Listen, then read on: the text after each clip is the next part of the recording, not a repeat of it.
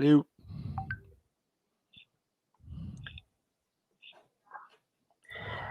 Boa noite, pessoal. Bom, vamos começar aqui a nossa live. Eu estou aqui com o Gilberto Mota, da Torque Capital. A Torque Capital é uma gestora de fundo de ações, que assim, tem diversos produtos. A gente vai conversar um pouquinho hoje sobre o processo de escolher uma ação, um pouquinho do overview de como a Torque trabalha. E, bom, eu vou passar a palavra aqui para o convidado, o Gilberto. Tudo bem? Obrigado. Boa noite. Boa noite, Luca. Obrigado, pessoal, por estar nos assistindo, acompanhando. É um prazer poder falar para vocês, explicar um pouquinho mais da Torque, nosso racional de escolha de uma ação, principalmente no ambiente que a gente está hoje, né? Estava falando aqui no Luca um pouquinho no backstage. Acho que o cenário é legal para a gente tentar separar um pouco desse noise de curto prazo, né? De política fiscal e como é que a gente consegue separar isso para escolher boas empresas, fazer bons investimentos. Mas antes disso, vou dar um passinho atrás para contar um pouquinho da Torque, enfim, da nossa história. A Torque é uma casa relativamente nova, né? Temos 3 anos de vida, né? Vamos completar 3 anos de fundo agora, dia 31 de outubro. A casa completou dia 30 de agosto, né? 3 anos de vida, né? A gente tem hoje pouco mais de 4 bi sob gestão, né, divididos aí em 2 principais estratégias, né, a estratégia que a gente chama de FIA flexível e uma estratégia long only, né, depois eu já entro um pouquinho explicando cada estratégia para vocês. O principal sócio é o Marcelo Magalhães. Marcelo tem mais de 20 anos de experiência na indústria de fundo de ações, né, começou a carreira lá nos anos 2000, né, investidor profissional, né, que é a gestora mais antiga independente do Brasil, junto com a Dynamo, né? Ficou lá até 2007, quando foi um dos sócios fundadores, junto com o Maurício Bittencourt, da M-Square, então Velt hoje em dia, né? Depois tocou um produto durante 7 anos na JGP, chamado JGP Explorer, um produto que teve muito sucesso na indústria, um produto com um retorno de 17% ao ano durante 7 anos, né? Então foi aí um dos produtos de melhor performance, né, dentro desse período, de março de 2011 a março de 2018, e fundou a Torque no início de 2018. Eu fui o primeiro sócio que me juntei a ele, né? Meu histórico, eu fui Mellon lá atrás, no início da carreira, depois fui Pollux Capital Asset do Paulo Lema, filho do Jorge Paulo, fiquei quase 4 anos lá, depois fundei uma outra gestora de ações e me juntei ao Marcelo no início de 2018. A gente tem perfil bem complementar, eu acabo tocando bastante do dia da empresa, enfim, gestão de gente, toco toda a parte de relacionamento institucional também e acabo me envolvendo, enfim, acho que um pouco de tudo na Torque, né? A gente tem 26 pessoas, desses 26, 11 sócios, né? Acho que como uma gestora fundamentalista de equities, né? Pessoas talvez seja o ativo mais importante da nossa companhia, né? Acho que dentro desse universo competitivo que a gente vive, que é a indústria de asset, ter boas pessoas, né, de alto nível, né, bem formadas e é extremamente importante, e conseguir reter essas pessoas ao longo do tempo é o nosso desafio, né? Então a gente, através do partnership, a gente tenta de fato conseguir reter e manter as pessoas motivadas. Então desses 26 a gente tem 11 sócios, né? Então de fato é um partnership super relevante, e tem jovens, só para vocês terem ideia, de 26, 27 anos, que já tem participação, stake relevante na companhia, mais de 5% da companhia, de uma companhia de 4 bi sob gestão, é um stake bem relevante. Outro ponto que a gente faz bastante, a gente já fez 3 processos seletivos de estágio, que é a forma mais natural de entrar na Torque e se tornar um sócio. Acho que a gente, como é muito custoso, né, para a gente treinar, aculturar uma pessoa, colocar numa engrenagem que já funciona, né, é muito mais fácil para as assets e para a gente propriamente dito, colocar uma pessoa do início, né, formar essa pessoa desde a base, porque a gente consegue, quando ela chega no momento de maturidade, ela já está aculturada a nossa forma de fazer, o nosso processo de investimento, a nossa filosofia. Isso é extremamente importante para que a gente consiga extrair o máximo daquele enfim, novo colaborador, né? Então a gente hoje, a gente tem 13 analistas focados em análise de empresas, né? Desses 13, 6 são jovens que entraram como estagiários, né? Sendo 3 já estão sendo efetivados, tem 3 de uma nova geração, tem mais um na área de gestão / trading, e tem mais um comigo na parte de middle, né? Então todos fruto de um processo seletivo extremamente barra alta. Então, assim, só passar para vocês quais são os principais KPIs que a gente analisa, né? Como é que é o nosso processo. A gente faz primeiro uma seleção, né, de básica de currículo, né, que vai envolver ali um CR, que normalmente a gente trava no limite de 7,5, 8. A partir dali, a gente faz um processo de teste de conhecimentos gerais e lógica. Normalmente é uma provinha do GMAT, né? E a gente vai pegar ali os melhores aproveitamentos, né? E depois um teste de evaluation, onde de fato a gente vai testar ali a capacitação daquele estagiário para conhecimentos financeiros, obviamente tudo ponderado por nível de senioridade de cada um, né? E a gente não está falando aqui de nada rocket science, não. Tá? E no final, entrevista individual, né, onde a gente vai entender mais o DNA daquela pessoa, quais são os drivers, as motivações. É importante, assim, um estagiário na Torque, ele é um futuro sócio. Né? Então, de fato, é uma mão de obra importante, a gente dá muito peso. O Luca está aí no mercado financeiro, sabe como é, né? A exigência é alta, não tem essa de ser estágio ou não ser estágio, trabalha igual, rala igual, tem oportunidade. Então, acho que só contextualizar aqui que gente é um ponto muito importante da Torque. A gente tem por isso a gente está aqui passando um pouquinho para vocês do nosso DNA e tentando passar um pouquinho mais de conhecimento do que a gente faz. Falando um pouquinho de produto, né, eu comentei, a gente tem duas estratégias, né, a estratégia FIA flexível e a estratégia long only. A estratégia FIA flexível é uma estratégia que tem como o nome já diz, né, uma maior flexibilidade, né, diferente de um produto long only, que carrega uma exposição comprada a maior parte do tempo. Esse produto pode variar a exposição entre 70% e 100% comprado, tá? Tipicamente 70 e 100, ocasionalmente, quando tiver muito negativo com o cenário, né, pode chegar até a 50% de exposição, tá? Mas isso é bem atípico, é bem quando a gente estiver enxergando um cenário bem desafiador e retorno quase nenhum nas ações, tá? É um produto que vai buscar, eventualmente, quando tiver a oportunidade de fazer hedge, também em mercados diferentes do mercado de ações, que a gente entenda que complementa o nosso risco de ações, né? Então, pode ser juros, pode ser câmbio, pode ser uma série de outros ativos que a gente entenda que tem uma correlação importante e que melhore, que agregue ao portfólio. Né? Pode fazer instrumento de opção, a gente tem um ativismo legal em fazer instrumento de opção, seja para alavancagem potencial de um ganho ou proteger algum risco mais de curto prazo que a gente está enxergando. Tá? Então, a gente vai usar bastante instrumentos de derivativos com opções, seja single names ou índice. Então, esse é o produto flexível, né? O long only é um produto mais comprado, como eu expliquei, né? Eu falo assim, o cliente que já definiu quanto que ele quer ter em bolsa e não quer dar a possibilidade da gente variar a exposição comprada, ele vai no long only, porque ele está escolhendo a nossa carteira de ações, a nossa seleção de ações, nosso stock picking, que a gente chama, né? E o cliente que, não, beleza, eu quero ter uma grana, mas eu quero que a Torque escolha, faça um pouco desse market timing para mim, de quanto está melhor para ter mais bolsa, quanto está pior para ter menos bolsa, e aí ele vai no FIA flexível, tá? É um pouco essa a dinâmica, a diferença entre os dois produtos. Né? A construção do portfólio é basicamente a mesma, o mesmo time, o mesmo gestor, né? A gente tem um único processo de investimento, né? As duas seguem o mesmo long book, só somando alguns hedges ou variando a exposição entre um produto e outro, tá? Em termos de tamanho, a gente tem 3 bi um pouquinho no flexível, 1 bi um pouquinho no long only. A gente tem uma outra estratégia que também é aderente ao flexível, a mesma metodologia, que é a previdência, que eu acho que do ponto de vista de qualquer investidor é um ponto muito importante para a gente já começar a pensar de agora, né? Previdência, nosso longo prazo é extremamente importante e tem uma série de benefícios tributários para a gente investir nisso ao longo da vida para construir o nosso futuro, né?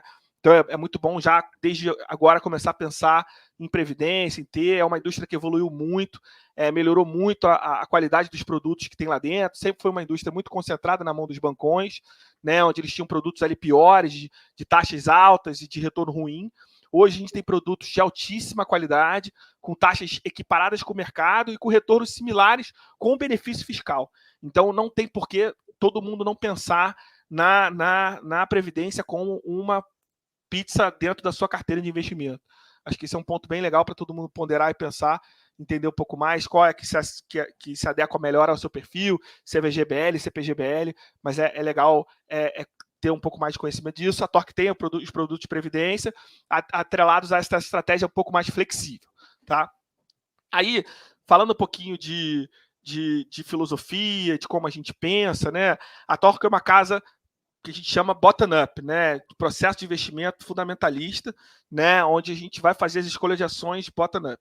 O que significa isso? A gente vai olhar muito os 4 grandes pilares ali de uma análise bottom-up, né? Vai olhar principalmente a qualidade do negócio, né?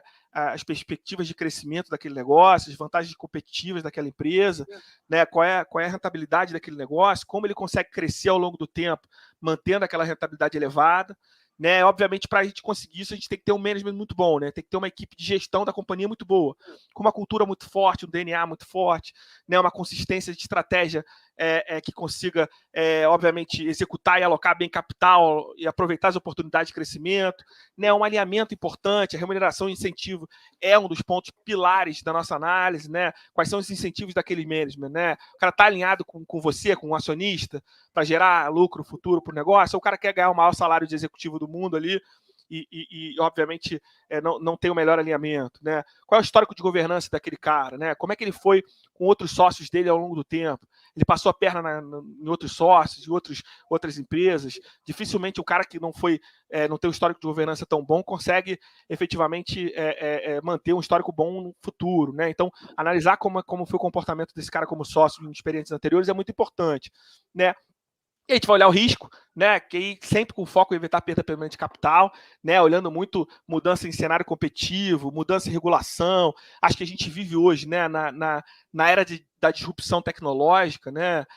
A gente está num momento onde entender a dinâmica setorial dos negócios, como é que são as novas tendências tecnológicas e como isso vai disruptar os incumbentes é muito importante para a gente conseguir continuar a escolher as grandes empresas, né? Antigamente, quando eu comecei no mercado, Marcelo principalmente, que é um pouco mais antigo que eu, tenho 16 anos, Marcelo tem um pouco mais de 20, né? Os gestores tinham ali as grandes campeões, né? Você conseguia escolher 10 nomes, ele, cara, esse eu não vendo de jeito nenhum, né? Eu vou fechar o olho aqui, vou carregar Itaú, vou carregar Bradesco, vou carregar, enfim, uma Petro, uma Vale, são meus campeões de longo prazo. Na prática, sim, hoje em dia é muito difícil você fazer isso, né? Não só porque a dinâmica competitiva é outra, né, do ponto de vista de mercado de ações, como a disrupção tecnológica é cada vez mais presente e mais rápida, né? Então, o nosso trabalho aqui, a gente tem 13 pessoas dedicadas, mais o Marcelo, mais 3 traders, focados em analisar o que está acontecendo com as empresas e os negócios ao longo do tempo. Né? Isso é muito importante para a gente conseguir evitar essa famosa perda permanente de capital, evitar potenciais riscos, né, que vão trazer para o negócio que a gente não está vendo naquele momento. Né? E aí, valuation, a gente vai olhar diferentes métricas, né, de valuation, DCF, vai olhar a tira esperada nos próximos 2 e 3 anos, dado o múltiplo de saída. Essa é a que a gente mais olha, tá? Então, a gente está negociando um ativo no múltiplo hoje, né, no preço sobre lucro, por exemplo, hoje, né? Você vai olhar e falar assim, cara, dado o que esse ativo negocia, qual o preço sobre lucro que eu vou sair desse ativo daqui a 3 anos? Assumindo que não tem nenhum crescimento de múltiplo ou nenhuma retração de múltiplo, eu saio no mesmo múltiplo, qual o retorno que eu tenho anual nesse ativo? Então, qual é a TIR que eu tenho, a taxa interna de retorno que eu tenho anual nesse ativo? Tá? É mais ou menos como a gente olha o portfólio e compara entre diferentes setores. Tá? E a gente vai, obviamente, combinar esses 4 grandes pilares, como eu falei, negócio, management, risco e valuation, tá? E montar uma carteira onde a gente entenda que seja a melhor seleção possível. Tá? Nesse momento atual, né, como eu comentei no início da live, né, a gente está num momento importante, né, onde a gente está se deparando com uma série de riscos macroeconômicos, né, que afetam, obviamente, a nossa taxa de desconto, né, afeta quanto de retorno a gente está vendo nas empresas, mas no final das contas, a gente como Torque, o que a gente olha? Né? A gente olha o lastro do negócio, né? O que a gente está comprando efetivamente. Quando a gente está investido numa vida intermédica, tá? Só para dar um exemplo, que hoje é a nossa maior ação, né? A nossa maior empresa investida hoje.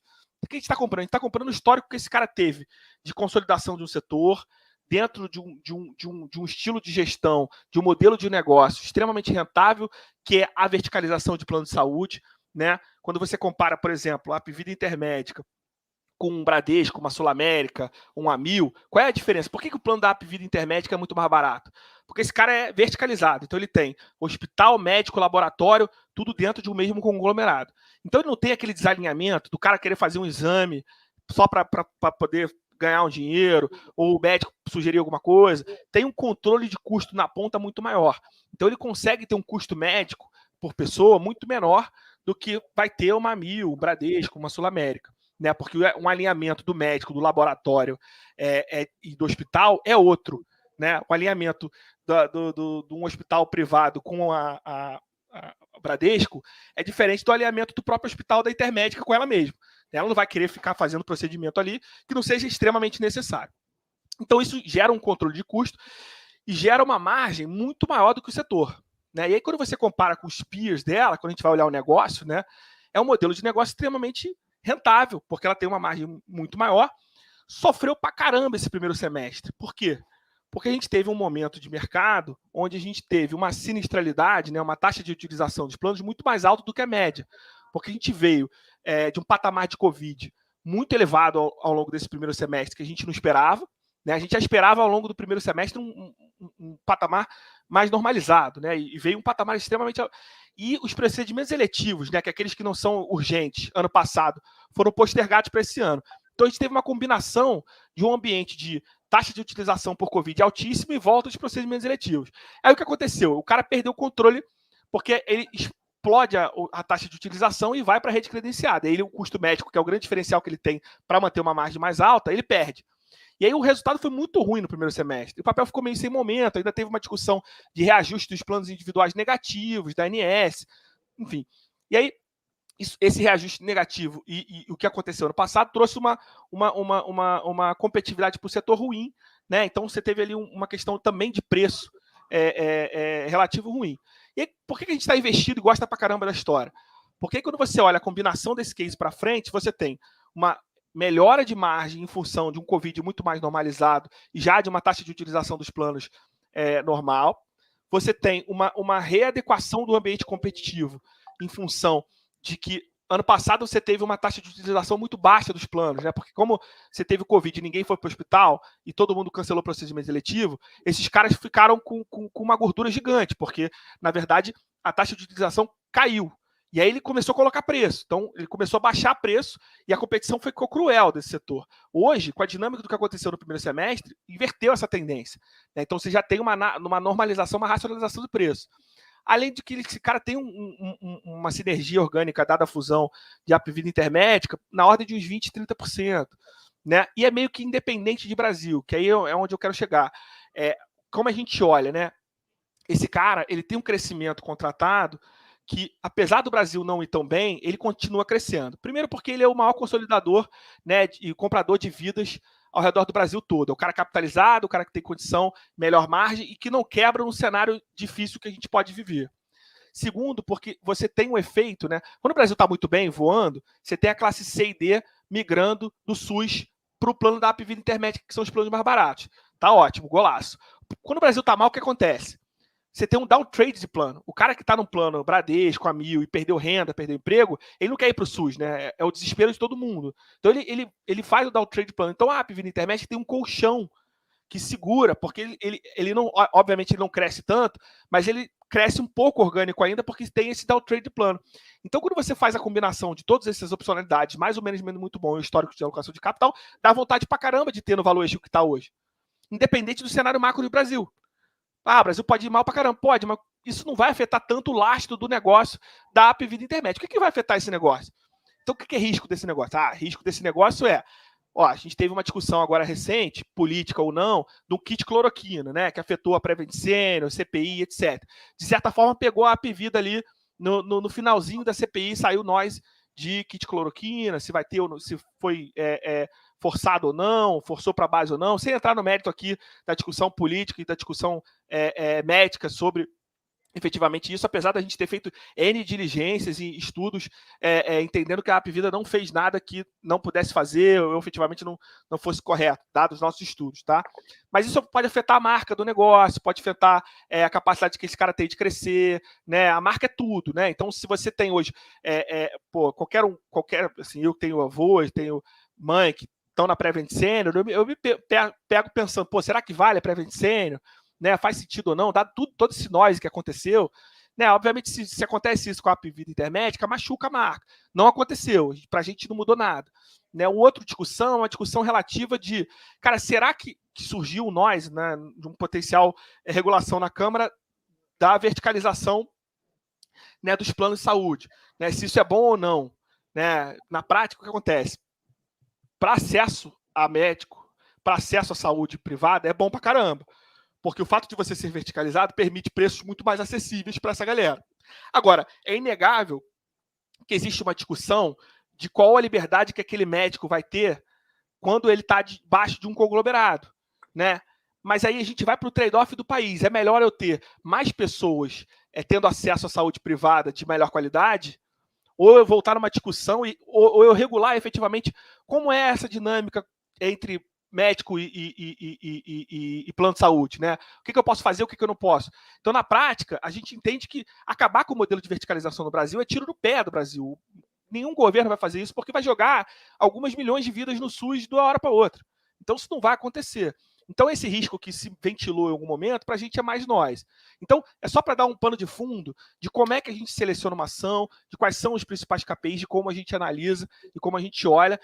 Aí, a gente tem teses aqui de financial deepening, né? Como a gente tem XP, tem BTG, tem Banco Inter. A gente tem tese aqui de óleo e gás, por exemplo, PetroRio, uma tese importante nossa, né? É uma tese de desinvestimento, os campos maduros da Petro, né? A Petro está fazendo vários investimentos, são campos não rentáveis para ela mais hoje, tá? Que o custo de exploração de um barril de petróleo é igual quanto ela vende. Então, na prática, o campo está no break-even para ela, tá? Então, quando esse campo está maduro, ela se desfaz desse campo. Por que para a PetroRio é legal alocar capital nesse campo? Porque para a PetroRio é muito mais barato explorar do que para a Petro, porque ela é muito mais enxuta do ponto de vista de operação. Ela consegue otimizar os processos e as empresas de maneira com que ela se torne muito mais enxuta. E aí, o tempo de vida útil de um campo na Petro, que é zero, da PetroRio tem 20, 30 anos a mais de exploração do que na mão da Petro. Então, é um outro case que é meio que independente do cenário muito Brasil, né? Porque você tem uma commodity global que é petróleo, que é, enfim, determinada por oferta e demanda do mundo, né? Que a gente tem uma visão construtiva aqui dentro do óleo e gás, combinado com esse cenário de alocação micro de potencial investimento, né, nesses campos da Petro. Então, o que eu quis dizer aqui, a gente tem multitemas no portfólio, óbvio que tem temas discricionários do Brasil, né? Tem uma Renner, tem uma Localiza, que são ativos que, obviamente, se o Brasil não for bem, né, se a gente tiver um cenário pior do que a gente projeta, a gente vai sofrer, né? É natural. Mas o ponto que eu queria trazer aqui para vocês é que, nesse momento, no momento de maior noise, né, no momento talvez de maior dificuldade que o mercado de ações enfrentou nos últimos anos, a gente tem comprado ação. Né, a gente tem aumentado a exposição na margem, a gente está voltando para patamares mais elevados, muito em função dessa segregação de horizonte. Tá? O principal ponto é a gente tem um horizonte de longo prazo. Né? Então a gente tenta sair desse noise de curto prazo que a gente está vivendo, enxergar um pouco mais à frente e o lastro das companhias que a gente está investindo. A gente está comprando empresas que crescem, que geram lucro, que são as melhores nos seus setores, mais bem geridas. Isso historicamente foi assim no Brasil. Né, a Renner, lá em 2015, não era uma das piores épocas do Brasil, foi a época que ela mais ganhou share no mercado. Em função de quê? De uma empresa muito bem gerida, que aproveita as oportunidades de mercado, e quando o mercado está mal, significa que os outros competidores dela estão piores ainda. Então, ela que é a mais bem capitalizada, mais bem preparada para atravessar e sobreviver esse cenário, sai muito mais fortalecida da crise. Tá? Então, é por aí que a gente enxerga, como a gente investe, como a gente faz a nossa seleção de ações. Tá? Enfim, eu passei um pouco geral, enfim, deixo aqui disponível para eventualmente alguém tiver alguma dúvida, qualquer ponto, tá? Enfim.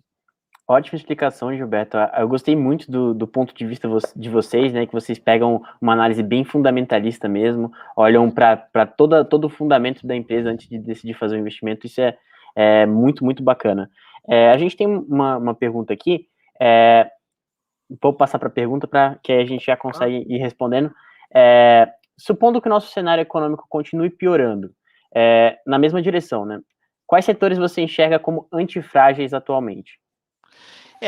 Assim, antifrágeis é muito difícil, né? Assim, vamos lá, tudo vai depender de novo daquela conversa que eu acabei no finalzinho passando, do horizonte de investimento que a gente tem, né? Eu acho que, de certa forma, a vol, todos vão ter, né? A gente está no Brasil, tradando no Bovespa, você tem entrada e saída. Então, no momento de nós, né, de de piora contínua de fundamento, né? E o que é piora contínua de fundamento? Você tem um governo com mais gastança fiscal, né? Com mais juros, mais inflação, né? Um juro de double digit lá da época de Dilma de novo. Obviamente vai tudo de uma vez, né? Não tem muito, não separa muito o joio do trigo, não, tá? Na prática, no primeiro momento, vai tudo. Depois, ao longo do tempo, é que as coisas vão convergindo para o valor real intrínseco de cada empresa.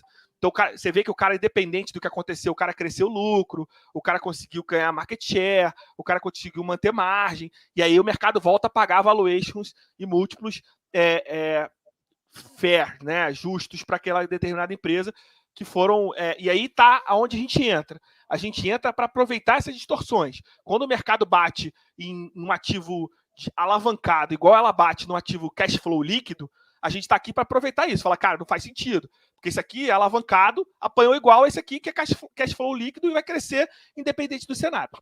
E aí, como eu te falei, a Apivida Intermédica a gente considera que são ativos de saúde que meio que tem uma dinâmica própria micro, a PetroRio, ativos de alocação de commodities de maneira geral, tem uma dinâmica própria, né, com uma demanda global, então não é que tenha fator que é zero risco, né, tem um fator de risco global que independe do fator de risco de fundamento Brasil, né, então a gente tem PetroRio, a gente tem temas como a Eneva, que é também exploração de gás, que é ativo que a gente tem ao longo do fundo, desde o início do fundo também, mais de 3 anos, né, que também é meio que uma dinâmica própria, independente de Brasil, né, enfim, Equatorial, que é um outro ativo de distribuição e geração de energia que está entrando em outros segmentos, né, acabou de entrar em saneamento, agora anunciou uma potencial aquisição bem grande recentemente.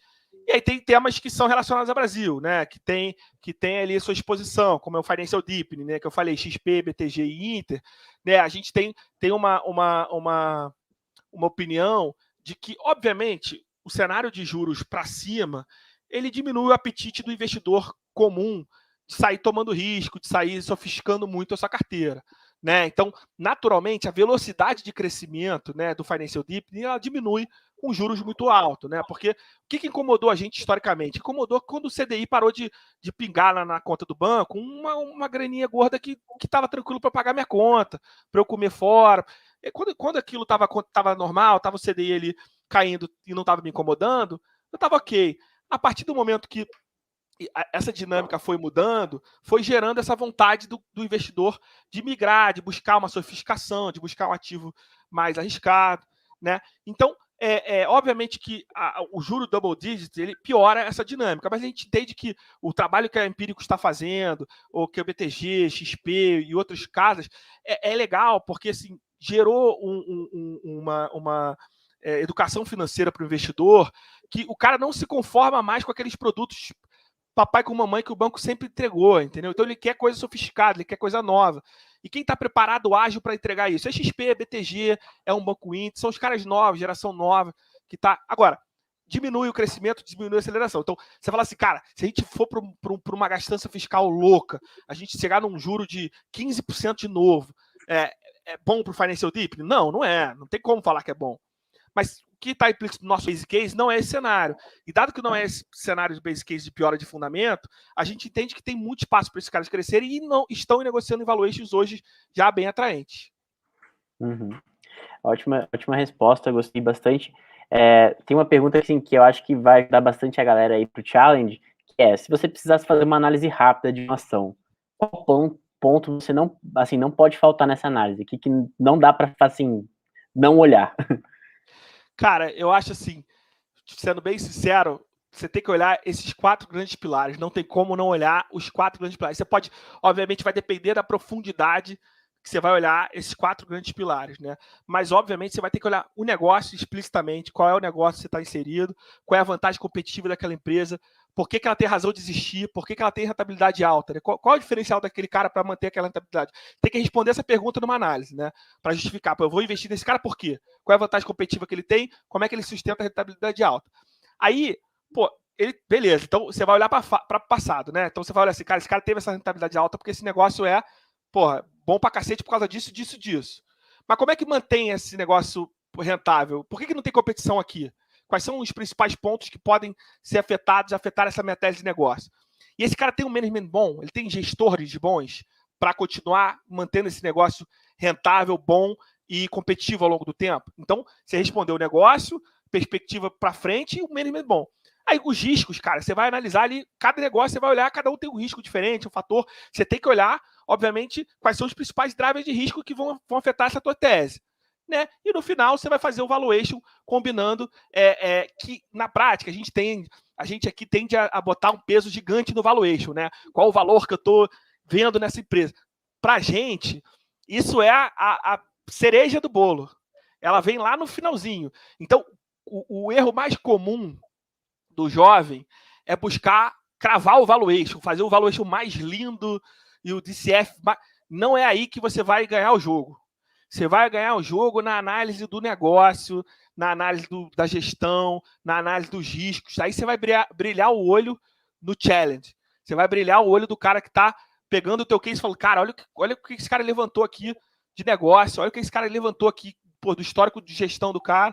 E aí o valuation vai ser uma combinação dessas tuas premissas, desses teus estudos projetados. Cara, modele profundo, histórico e projete simples o futuro. Não faça projeções de 35 mil variáveis. Faça projeções simples, sucintas. Tente identificar sempre as principais variáveis que influenciam aquele negócio. Tá? O que de fato vai ser diferente naquele negócio, vai fazer com que aquele negócio melhore rentabilidade, cresça lucro, melhore margem. E projete simples. Não faça projeções que no final, quando você projeta muita coisa, tem muita variável, você não projetou nada. Então, acho que se eu tivesse que dar uma dica, eu daria por aí. Falei pra caramba, né? No final, não sei se eu ajudei muito. Não, mas é uma ótima dica, assim, acho que o pessoal queria ouvir isso mesmo, assim. Então, outra pergunta que a gente tem aqui em relação ao dia a dia do fundo, né? Porque o Brasil é, assim, um mercado muito volátil e as posições de vocês são mais fundamentalistas, então, até que ponto vocês ficam presos ao fundamento com essa volatilidade toda? Cara, essa é uma excelente pergunta, né? De fato, a gente como gestor micro, né, e fundamentalista, a gente tenta, de alguma maneira, não ser tão influenciado assim pelo noise de curto prazo, por notícia. Mas não existe isso, tá? No mundo real, não existe. Você é impactado, né? Então, o que você tem que ter é inteligência emocional para separar uma coisa da outra. Né? Obviamente tem gestores que fazem isso muito bem e que tem esse market timing, essa gestão desse noise de notícia, de news flow, e que opera isso numa velocidade quase que real time com o que está acontecendo, não é o nosso caso. Tá? A gente tenta trazer essas notícias para dentro de um horizonte, como eu te falei, de mais longo prazo. Então, como é que essas notícias de curto prazo podem influenciar o nosso longo prazo, né? Então, qual é a dinâmica que está acontecendo hoje que vai afetar o meu valuation, o meu negócio daqui a 3 anos, daqui a 2 anos, E aí, obviamente, isso vai ponderando e trazendo para dentro do nosso dia a dia. A gente tem uma reunião de notícias toda segunda, tá, 8 horas da manhã, onde a gente discute os principais pontos relevantes de cada case, né? E, obviamente, do temas macro também, que aí entram tudo que está acontecendo na margem do mercado, né? Assim, óbvio que dias como o de hoje, né, meses como o que a gente está vivendo esse mês, não é bom para ninguém, né? Ninguém gosta de um mês com essa volatilidade que a gente tem, né? É um mês que o mercado e a dinâmica da empresa fica uma dinâmica diferente, né? Que você fica com aquela dinâmica de bastante discussão, de o que está acontecendo. Assim, eu gosto pra caramba, porque para mim o que me motiva a estar nesse mercado é esse dinamismo, essa celeridade que é o nosso mundo. Eu costumo dizer que nada passa em branco na nossa leitura de jornal, né? A partir do momento que você entrou no mercado financeiro, aquela tua leitura de jornal ali de canto de olho que você passava, esquece, cara, porque tudo influencia. Se a China aconteceu alguma coisa, se a Europa tá em guerra do Kosovo com não sei quem, se o Irã fez acordo agora nuclear, afeta a dinâmica de óleo. Tudo afeta. Então você passa a ter uma profundidade no teu consumo diário de notícias, de coisas que é muito interessante. Eu sou apaixonado por isso que eu acho que eu estou nesse mercado. Pô, super concordo com você. Eu acho que essa dinamicidade também foi o que me atraiu para o mercado financeiro e é o que me faz ser apaixonado por isso. Né? Eu vou fazer mais uma pergunta aqui do chat. Acho que o pessoal vai gostar bastante dessa pergunta também para o Challenge, que é, de quanto em quanto tempo você acha que é interessante rever esses fundamentos quando você escolhe uma ação, né? Para você decidir se você mantém aquela posição, se é de vender e tudo mais. Olha, essa pergunta, na prática, para a gente aqui na Torque, ela é constante, tá?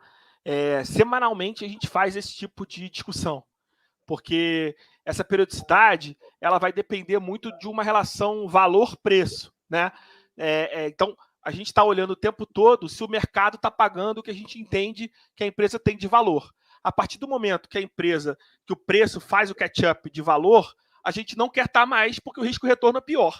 Né? Então, se eu enxergo que, sei lá, vou dar um exemplo aqui, que o Intermédica, que hoje está, sei lá, mais ou menos R$65, tá? Se eu enxergo que, na verdade, ela tem que tradar R$70 e o múltiplo dela tem que ser 30 vezes, e ela bate isso em 6 meses, eu vejo que o retorno dela ficou muito pior do que o meu resto da carteira, eu vou reduzir, eu vou zerar. Entendeu? Porque, na prática, eu não quero ficar com essa exposição, com esse ativo, que é um risco ruim de correr. Então, essa periodicidade, para a gente, que é um gestor dedicado para isso, é obrigação nossa fazer semanal. Agora, a gente mexe semanal no portfólio? Não. Não, porque, na verdade, nem as coisas mudam, as coisas são dinâmicas. Então, o case que você estava vendo hoje, ele mudou daqui a uma semana. Isso vai fazendo bastante diferença. Então, isso vai depender muito de como as coisas evoluem, dependendo de cada negócio, né? Mas, cara, a gente tem a obrigação de estar olhando constantemente isso aqui, tá? Mas não quer dizer que a gente mexa no portfólio constantemente. Uma pessoa física, a gente fala assim, eu, particularmente, olhando eu na física, as minhas carteiras, né? Eu, sinceramente, acho que tem um diferencial difícil de competir, né? Eu tenho 13 pessoas dedicadas, trabalhando 18, 19 horas por dia, todo dia, fazendo isso. Né? Então, eu costumo dizer, sem vender o meu peixe aqui, tá? Mas fazer análise fundamentalista de ação sozinho, em casa, é difícil pra caramba. É um trabalho, assim, extremamente árduo, complexo e de um diferencial assimétrico de informação, né? Porque a gente, muitas das vezes, tem acesso a conferências, reuniões com top management, com executivos, que a pessoa física, de maneira geral, não tem, né? Então, é um exercício quase que hercúleo de ser feito, assim, de você conseguir sozinho manter uma carteira com o nível de profundidade que o gestor ativo vai, tá? Então, obviamente, tem que ser, você acaba tendo um perfil que eu brinco mais top-down, né? Você faz uma seleção de carteiras ali, dado o cenário que você acha que vai acontecer, né? Sem um perfil muito fundamentalista nesse nível de detalhe. Mas, cara, o foco é longo prazo. Investimento em ação é longo prazo. Então, assim, querer olhar fundamento de 3 em 3 meses vai dar ruim, entendeu? Faz total sentido isso aí, total sentido. Agora, assim, querendo saber um pouquinho mais da Torque, né, queria perguntar para você, assim, qual o perfil que você enxerga de investidor nos fundos da Torque, qual assim, é o diferencial da Torque em relação ao mercado? A gente tem todos os tipos de perfis de clientes na Torque, tá? Obviamente, uma casa de ação, né, historicamente sempre foi um público mais qualificado, né? Que hoje, graças ao advento das plataformas e trabalho como a tua casa aí faz, né? Democratizou muito o investimento, né? Então, hoje, a gente tem mais de 15 mil clientes na Torque. Desses 15 mil vão do varejo ao altíssima renda, né? Ao ultra high network, né? Então, a gente tem uma capilaridade extremamente gigante e eu acho que é super pertinente ter esse público com a gente, porque nós temos um investimento de horizonte de longo prazo e é importante para qualquer investidor ter na sua carteira, principalmente mais jovens, que podem tomar mais risco, ter sim investimentos com risco maior, com foco em longo prazo. Tá? Então, acho que a gente tem aqui todo tipo de cliente e de perfil. Acho que o nosso diferencial é, de fato, ter um time com uma senioridade muito grande. Né? Acho que a gente tem um gestor com mais de 20 anos de experiência no mercado, que já passou por momentos bons, momentos não tão bons, cenários de crise. né? E sabe que eventualmente como fazer para a gente conseguir manter bons retornos, dar uma rentabilidade relevante para o nosso cliente, e um processo de investimento que já faz há 11 anos, né? Tem 11 anos e tem a confiança dos maiores investidores do Brasil, né? Das maiores famílias, dos maiores bancos. Acho que isso é um ponto super importante. Esse trabalho muito profundo, muito fundamentalista que a gente faz, muito diligente, né? E que, enfim, já tem aí 11 anos de estrada. Acho que é isso. Eu vou fazer uma pergunta talvez polêmica agora, assim. Você falou muito dos papéis que você gosta durante sua apresentação sobre a Torque e tudo mais. Eu queria perguntar para você agora um papel que você não gosta. Cara, difícil. Olha, eu não sou muito fã, porque na prática a gente falar uma empresa que a gente não gosta, no limite as coisas são muito dinâmicas, né? Eu vou te falar o tipo de empresa que a gente não gosta, sem falar um papel específico. A gente não gosta muito do famoso value trap, tá? Que empresa que parece barato, tá? Que tem tudo, tem cara de barato, tem cor de barato, tem cheiro de barato, mas não é barato. No final, é uma empresa que tem perspectiva de crescimento ruim, aloca mal capital. Eu vou dar um exemplo, essa Eletrobras na época da Dilma, tá? Você podia fazer a conta de valor que fosse, que parecia barato. Mas, historicamente, vinha um maluco lá e queimava bilhão por ano, que aquele barato era caro pra caramba, porque torrava uma quantidade de dinheiro absurda. Então, na prática, o que a gente tenta evitar são essas armadilhas de valor que, quando você olha a foto, parece linda, mas tem ali alguma coisa que no final das contas, te puxa pela perna, aloca mal capital, é um negócio competitivo, airlines, por exemplo, de maneira geral, entendeu? Sem especificamente dar nome, mas airlines é um setor difícil pra caramba, né? Hotelaria hoje em dia também é difícil. Acho que é por aí. Beleza.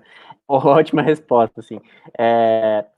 Agora é uma pergunta assim, escorreguei. Agora é uma perguntinha mais minha, né? Assim, aqui na Empíricos eu trabalho com criptomoedas e tudo mais. Eu queria saber sua visão, assim, se você vê espaço, de repente, para abrir um fundo aí na sua casa, ou se você está vendo esse crescimento no mercado, qual a sua visão? Olha, a gente tem aqui na Torque 3 grandes temas em debate, em aprofundamento de conhecimento, tá? Um deles é criptomoeda como um todo, né? Blockchain e criptomoeda. O outro é ESG com crédito de carbono, né?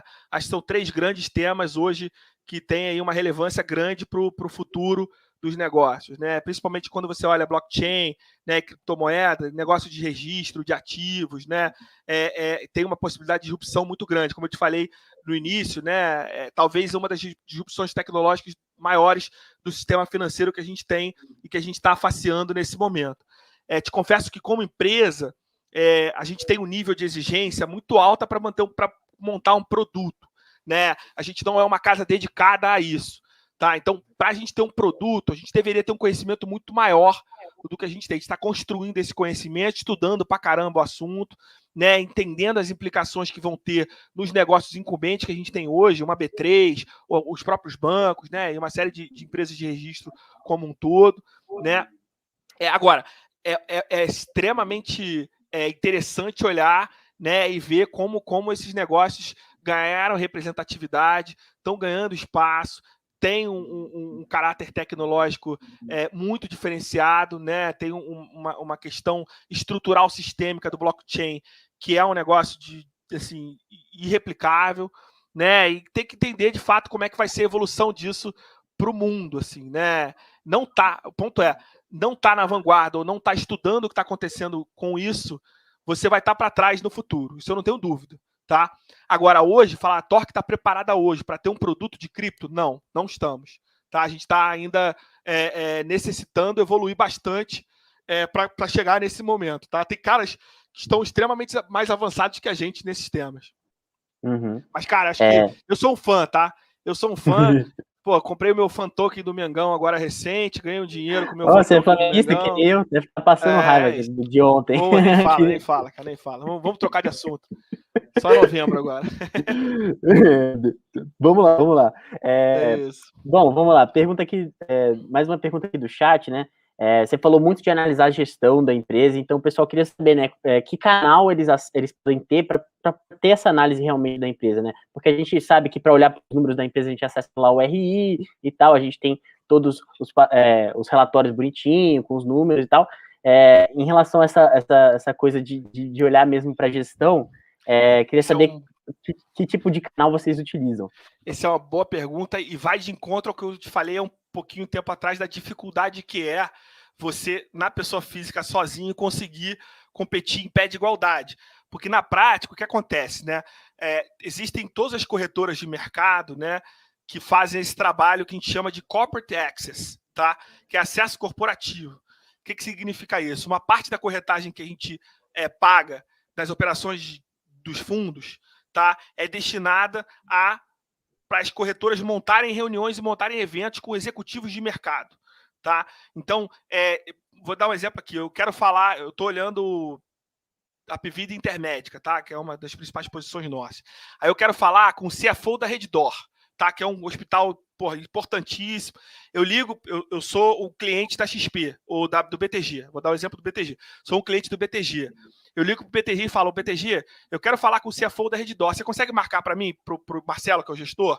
Ele vai buscar a rede de contatos lá, vai marcar uma reunião com o CFO da Reddor, eu vou lá, aí dependendo se eu sou um cara que paga muito, se eu sou um cara que não paga tanto, eu vou fazer um group meeting, eu vou fazer um one-on-one, que é quando só eu com o cara, mas na prática eu acesso essa relação por meio de corretagem que eu paguei.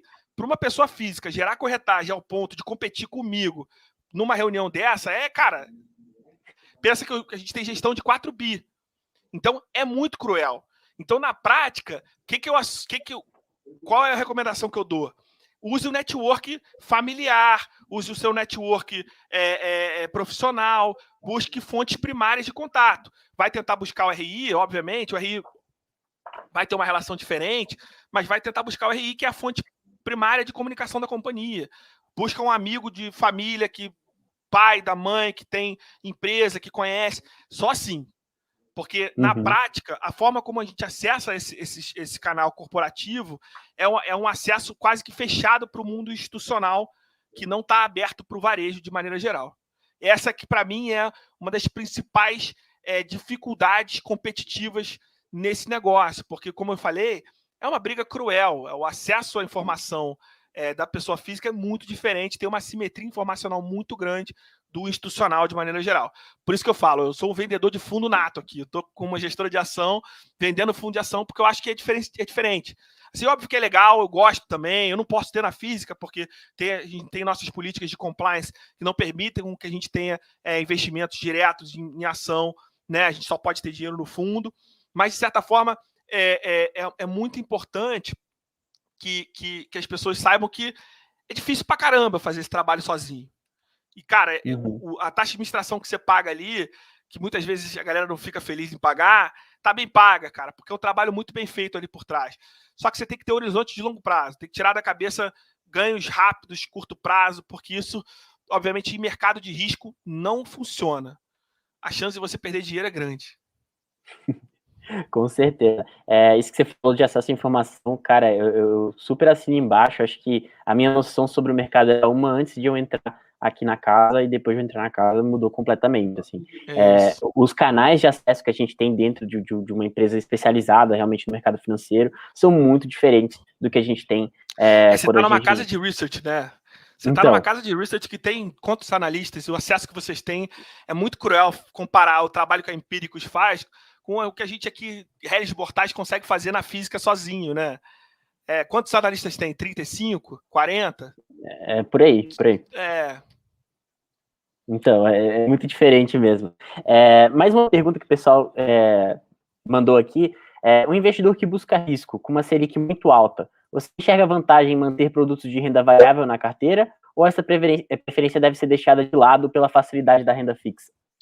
Olha, de novo, eu acho que o portfólio bom é um portfólio equilibrado.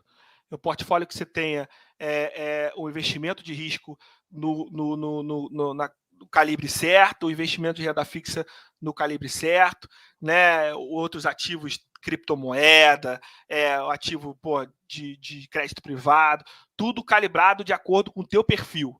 Né? Então, primeiro ponto, para eu conseguir te responder essa pergunta de forma certa, é perguntar assim, qual é o teu horizonte? O que você quer fazer com esse dinheiro? É a tua poupança? Se for a tua poupança da tua previdência privada, eu vou falar, cara, esquece a renda fixa, ou bota muito pouco, porque na prática, se você for um cara jovem, você tem que compor retorno em 20, 30 anos. Então você tem que tomar risco. Óbvio que ponderado, pessoas certas, gestores certos, fazendo uma diligência muito boa dos produtos que você está comprando, mas você tem que ter mais risco do que o cara que está com 70 anos, que está visando a aposentadoria. Né? Então, vai depender. Essa pergunta é muito difícil de conseguir responder ela assim, direta, porque depende muito do que você almeja com o teu dinheiro. Né? Qual é o horizonte que você quer? Você quer ter um apartamento daqui a 3 anos, comprar um carro daqui a 4 anos, não vai botar dinheiro em risco. Não vai botar um dinheiro que você pode ter menos do que você botou daqui a 1 ano, 2 anos. Né? Então, cara, esquece, porque se você tem metas de curto prazo para alcançar, obviamente, no momento atual, onde juros está gordo, é melhor ficar na renda fixa que você não tem risco de perder principal. Né? Agora, se sua meta é de longo prazo, se você tem metas de previdência, aí você pode tomar risco e aí o investimento de bolsa fica muito importante. Porque quando você faz o que a gente fala perpetuidade desse investimento, o retorno é infinitamente maior do que a renda fixa. Você tem um prêmio de risco para isso. Uhum. Com certeza, isso é bem claro quando você pega e coloca tudo no papel, fica cada vez mais evidente, né? Bom, eu vou passar por uma pergunta aqui que eu acho que é uma pergunta assim super importante, dado o momento que a gente está, né, no Brasil, esse cenário macro super nebuloso, com todo dia saindo uma declaração diferente que faz a bolsa cair lá seus 2% no mínimo. Então, eu acho que a pergunta que não quer calar o que você acha que tem que ser a principal mudança, né, para o mercado brasileiro sair desse momento nebuloso e a gente voltar a ver a bolsa no verde, voltar a ver os investidores internacionais voltando para o Brasil, olhando o Brasil com bons olhos. Olha, 2 pontos importantes aqui. Eu acho assim, quanto ao investidor institucional, o investidor gringo, né? Eu te falo como acabei de ter uma reunião hoje com um investidor gigante lá de fora, mais de 10 bi de dólares sobre gestão. Eles começam a olhar, né? Na prática, hoje o Brasil começa a chamar atenção porque está com um desconto muito grande em relação ao resto do mundo. Ele é um investidor com horizonte, com uma dinâmica um pouco diferente do investidor institucional brasileiro local. Tá? Então, de certa forma, ele pondera muito mais uma estabilidade institucional que a gente tem que entrar em algum momento, e acho que esse é o grande diferencial, a gente ter previsibilidade do cenário para frente. Tá? O mercado financeiro ele fica esqueci a palavra, mas ele fica não ótimo, ou ele fica desarbitrado, ou ele fica quando você não tem previsibilidade do que está acontecendo. Então, a gente está na discussão, por que o mercado, os juros explodiu hoje? Porque você já não votou de novo a PEC do precatório, você não sabe qual é o tamanho do furo do teto, você não sabe se vai enfiar mais não sei quanto de fiscal para frente, aí você não sabe qual vai ser a dinâmica de populismo na eleição. Tudo isso traz uma instabilidade, uma falta de previsibilidade que faz com que o mercado fique disfuncional, é a palavra. Tá? Então, para o mercado voltar a ter um mínimo de estabilidade, a gente precisa ter previsibilidade. Então, de fato, a gente está numa dinâmica nesse momento de muito noise, né? Então, acho que, de certa forma, quando ficar claro qual é o tamanho do auxílio, quanto a gente vai de fato gastar, que não se perdeu a âncora fiscal, que a gente de fato continua com uma trajetória minimamente saudável, que o juro de longo prazo não vai ser um juro de 15%, né? Que efetivamente a gente tem componentes transitórios na inflação, né? E obviamente quando a gente tiver um cenário mais claro de eleição, a tendência é que a gente tenha um cenário mais claro. Tá? E volte a tradar com menos disfuncionalidade o mercado. Hoje o mercado está muito disfuncional. Agora, aí, parando para pensar assim, para a gente, olhando a eleição, a gente tem mais surpresa potencial positivo do que negativo, concorda? A gente já está com um cenário tão ruim precificado de Bolsonaro ou Lula, né, que qualquer cenário potencial positivo, a tendência é que melhore, né? Então, o nível de valuation que você está hoje, a gente tem mais potencial de ser surpreendido positivamente do que negativamente. Por isso que a gente está até comprando na margem, né? Quando você olha a combinação de valuation e potenciais surpresas para frente, a gente está muito mais na ponta de que pode vir surpresas positivas do que negativas. Né? Então, eu acho que assim, a resposta clara é, não tem um trigger específico, tá? Falar, ó, isso acontecer, mas na prática é previsibilidade. É um cenário onde a gente, não, obviamente, não saia torrando o fiscal à torta e à direito, que os juros vá para casa lá dos 15%, Então tem que ficar um razoável, né, dentro do que o governo se propõe a pagar de auxílio, sem cair em eventuais tentações de agradar XYZ, né, sem, obviamente, perder a ancoragem fiscal para frente, né, com um patamar de juros saudável e com uma eleição que a gente consiga atravessar sem grandes nozes, né, que a gente tenha alguma previsibilidade.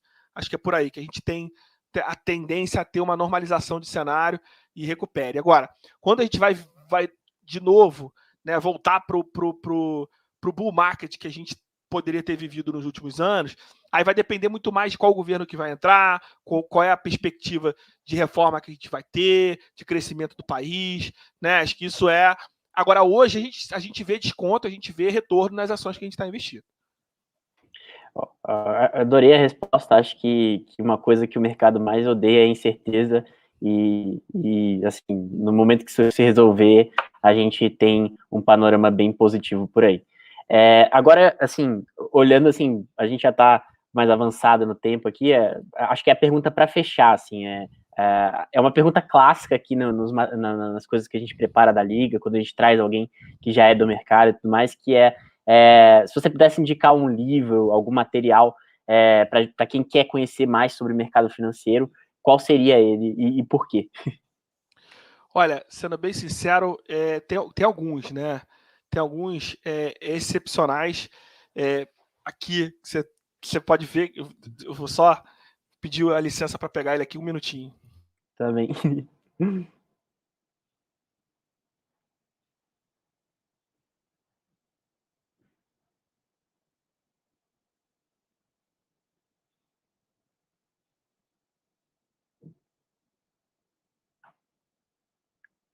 Opa, você tá mutado.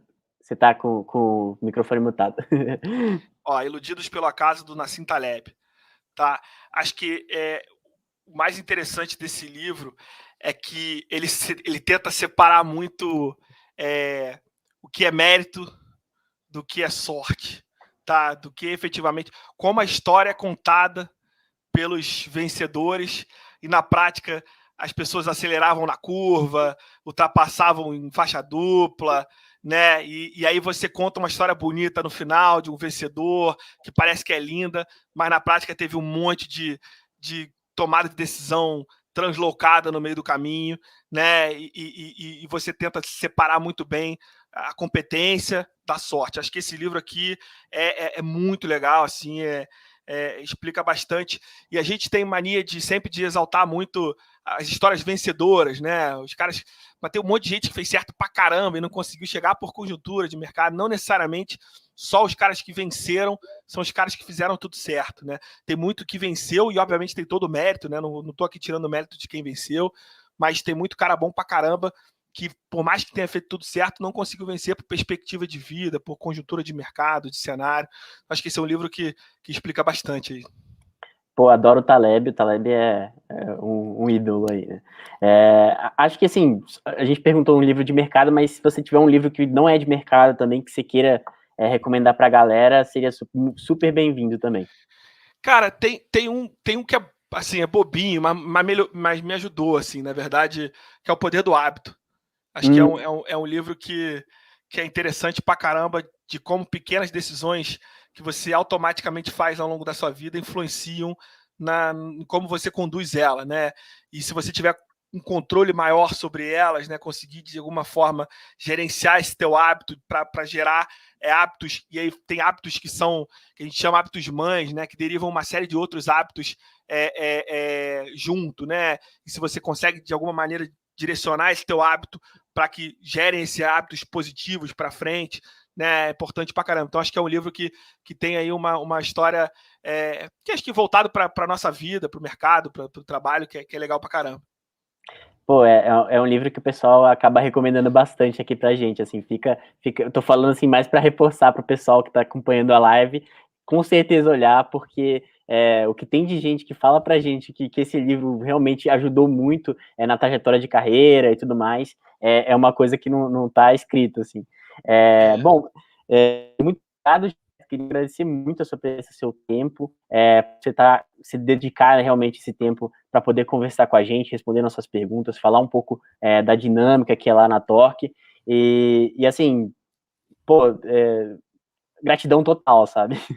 Não, que isso. Eu que agradeço você, Luca, todo o time aí da Liga, e enfim, deixa aqui a porta aberta da Torque para quem quiser trocar uma ideia, enfim, conhecer um pouco mais da casa, conhecer dos nossos processos seletivos. Tem o nosso site lá, Instagram, LinkedIn. Fiquem à vontade para me cutucar lá, para me adicionar no LinkedIn, tá? Acho que a ideia é ter esse contato próximo com vocês e, pô, contem sempre com a gente. Que ótimo. Muito obrigado, pessoal, que acompanhou a live. Muito boa noite para vocês.